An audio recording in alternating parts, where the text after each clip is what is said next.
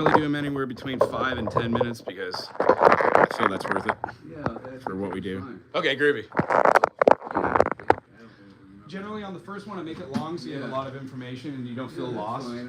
It really helped to plant that stuff that you threw at me. Cool. So here's the idea that we're working on today, and I threw it at you the other day, but I just want to throw it at you right here. When we're talking about basics of music foundations, we're talking about seeing things with triads, which are essentially what we talk about as chords. Right. So the three keys that we really like to really nail out is a key called D minor or F major, which shares a key, and then we have a key called C, which shares a key with A minor, and then we have a key called G, which shares the key with a chord called E minor.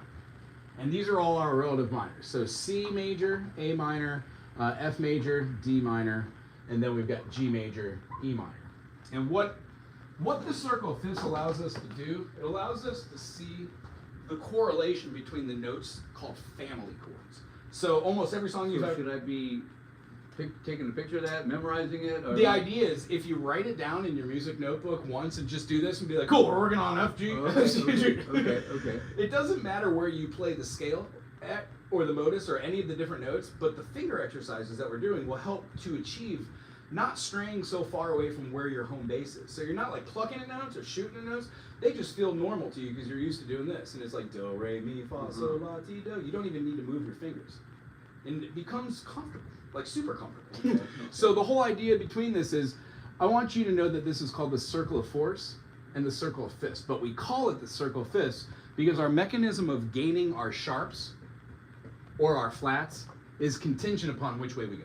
I get that. Counterclockwise, we go flats, we go 1, 2, 3, 4. So if C has no sharps and flats, the way we spell C major is C, D, E, F, G, A, B, and then it goes to C. Minor. You got it. These are minor chords. This one here in the middle is a major, and then here is a minor, and here is a diminished, which also has a minor third and a minor third. So it's a lot of information to get to this, but the whole idea is in this key, you've got chords which either have a major tonality or sonority, which is a major chord represented by a triangle, which is a 1, 3, 5. When you have a minor chord represented by a dash or a hyphen, it is a 1 flat 3, meaning you have flattened the third interval from X to the note in betwixt, which would be considered a minor third, minor second.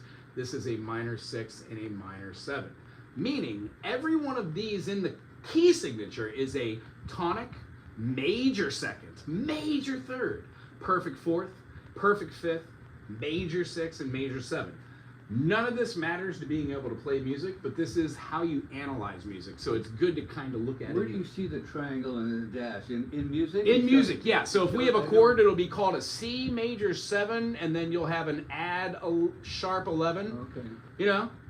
And when you see something like that, you should be able to go, oh, C means C major, C, E, G, 1, 3, 5. That's my triad. When I see this, that means I use the major 7. When I don't see that, that means you use the minor 7th. And we're going to go into all this stuff wow, I didn't realize that. Ooh-wee, isn't that fun? So we're going to go into chord construction, but for today, all I really want you to know is that the key of C major has how many sharps and flats? Sharps and flats, none. None, absolutely. What is C major's relative minor? What is the major 6th of the chord? It'd be A. A. And what type of triad is made off of that? Major or minor? Does it have an uppercase or lowercase Roman Or numeral? minor, yeah. Excellent. That is the whole way. The only other one that we have here is called a diminish, and the construction of that is 1 flat 3 and flat 5. Hence, when we're seeing our notes being laid out tertiarily or on a stave, the C, E, and G are spaced equal parts. There's a D and an F between here. All the chords, when they do this, they move up and utilize the lines of the space system, which we'll also get to later if you want to read music. But as far as this right now, the only thing we're looking at is there are 3 notes in the chords we're learning. Right. And the way we achieve them is we would go C, E, G, D, F, A, E, G, B, F, A, C. We just do the whole triad system. We just move it over. Okay. That is how chords work in music. So the bottom line to this is what we're going to be working on is how to view chords over the top of signatures. And the two signatures I want us to see today are called F major and G major. Okay, I'm really bad with reading music, but I'm learning. Cool. Yeah, okay. Does all this make So sense?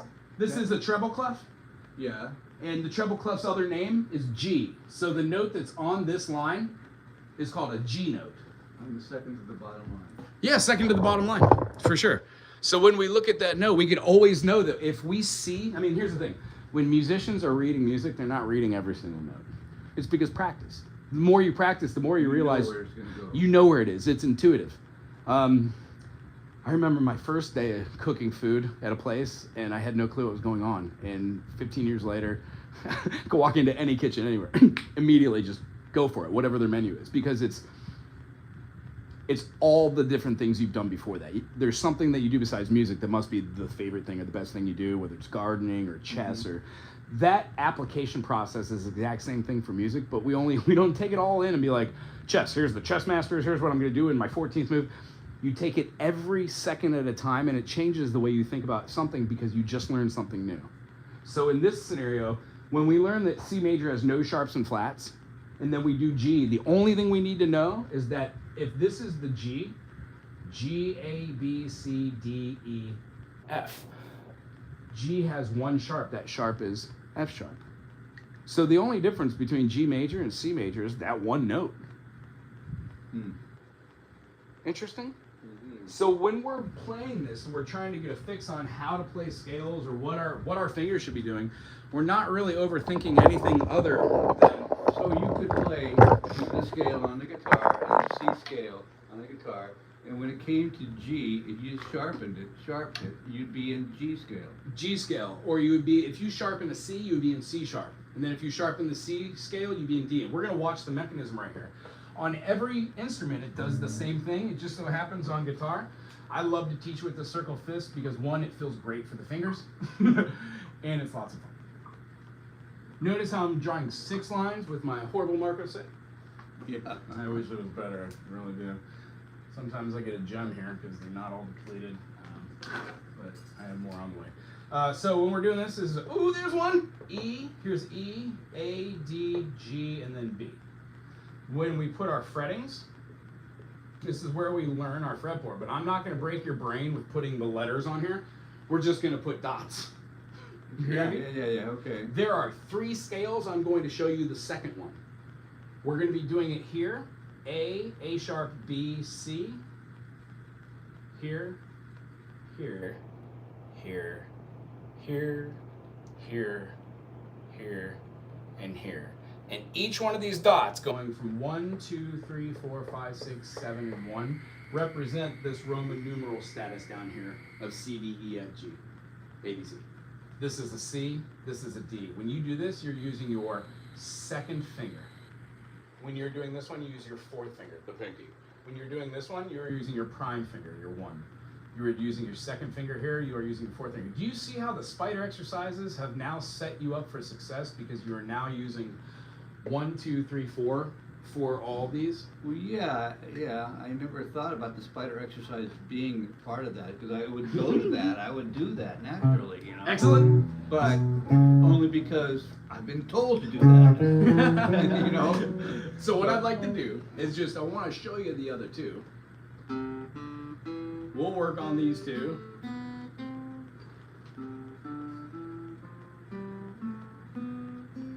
And they're all the same notes, but here's one we're doing.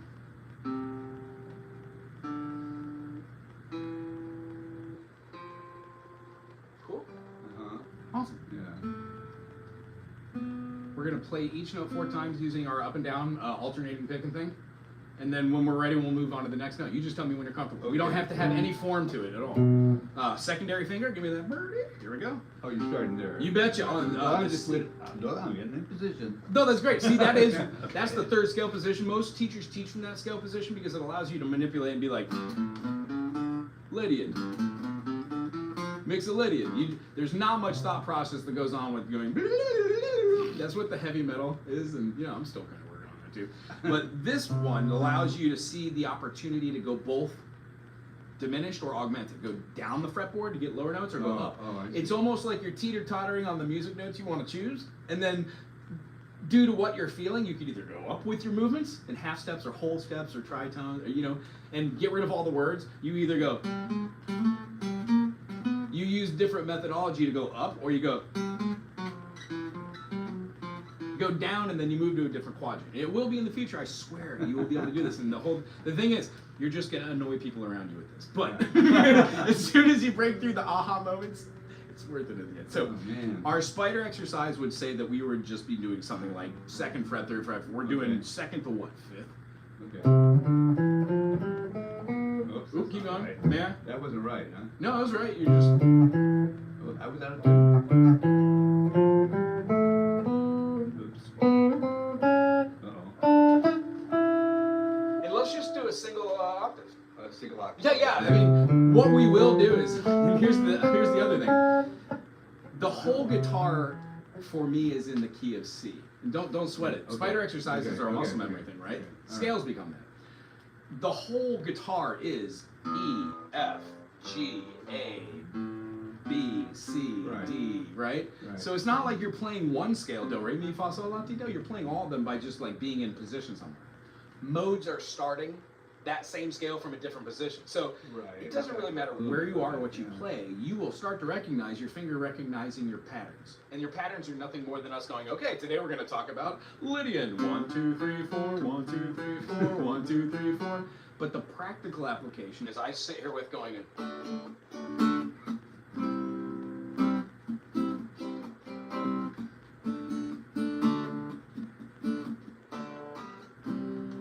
while you do.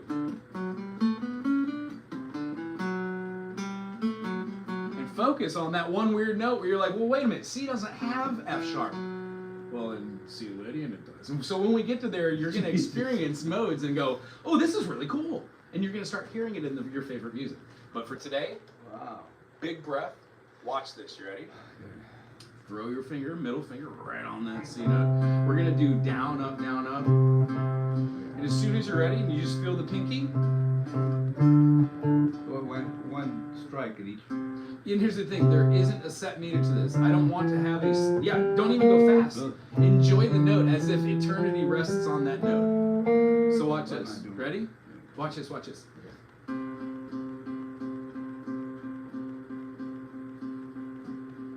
Do it with me. Oh, okay. Yeah.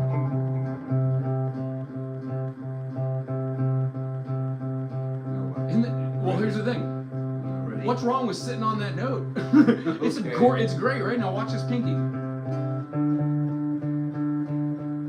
really taking the difference between the two notes, right? And where your first finger is right here, when you're doing your spider exercises, it's right there. So you're doing this. My next one is the favorite one. It's the half step where we get to just put down our finger, right? And then our pinky. Excellent. From where you're at, that's called a minor third. Or a spidey. And don't forget that ring finger if you're trying to replicate what I did. Oh. Yeah. What did you do again? Oh.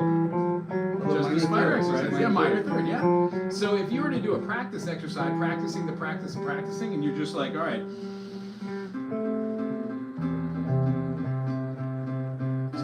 Now back to the one.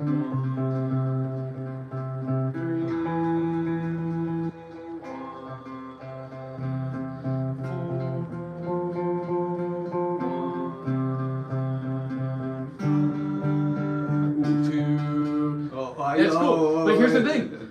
Oopsies are doorways to other things. So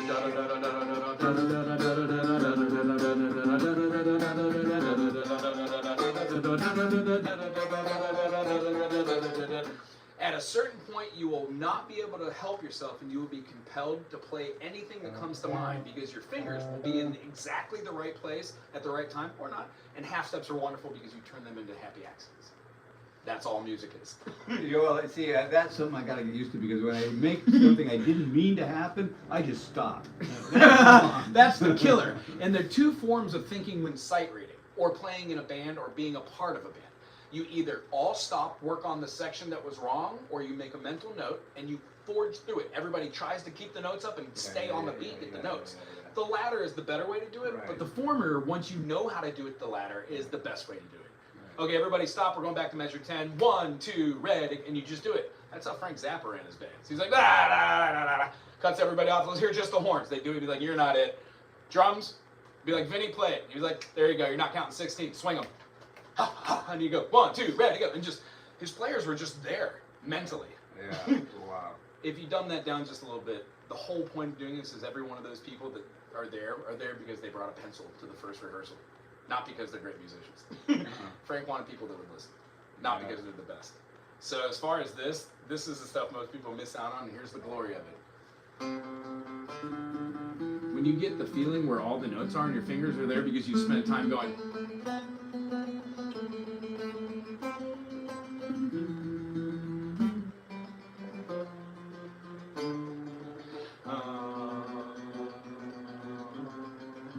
you're like, oh, And that was a major seventh. It was great memory. So, But I couldn't say where's the major seventh offhand. And I here's just know the that, idea. oh, there was the one. you're The getting major to seventh it is right because below it. right now, here's what I'm trying to set you up for success, and I don't want to say too much because it might become too much for the mental processes. But when you are following the circle of fifths and you are learning on your bass strings for your guitar, you do this mechanism and you shift it to this note, then that note, then this note, and this note, and then you name them: C, D, E, F, G, A, B, C, G, A, B, C, D, E, F sharp, G, D.